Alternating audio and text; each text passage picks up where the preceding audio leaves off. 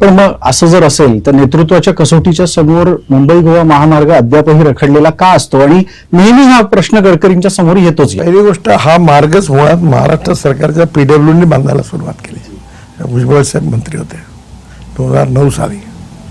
अडचणी आल्या, land acquisition झालं, पण आता हा रखडलेला नाही आहे. जवळपास 95% पूर्ण झालेला आहे. त्या टनेल्स पण पूर्ण झाला आणि आता पुढच्या जूनपर्यंत सगळा मार्ग संपेल. पण दरवेळेला ही समयसीमा वाढत जाते. अडचणी आल्या, त्याच्यामध्ये अनेक कॉन्ट्रॅक्टर बदलले, त्यांनी आपलं दिवाळ घोषित झालं, त्यांनी NCLTत गेले, लँड एक्विजिशनचे प्रॉब्लेम आले, खूप प्रॉब्लेम्स आले त्याच्यातून, कोर्ट केसेस झाल्या.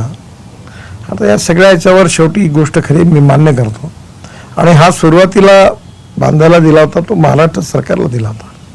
त्याच्यात लिटिगेशन झाले आणि आहे, अडचणी आल्या, मी कोणाला दोष देत नाही. पण आता प्रश्न सुटले आहेत आणि मी ही गोष्ट स्वीकार करतो की मुंबई गोवा मार्ग रखडल्यामुळे लोकांना खूप त्रास झाला, पण आता तो त्रास होणार नाही एवढंच मी सांगू शकतो.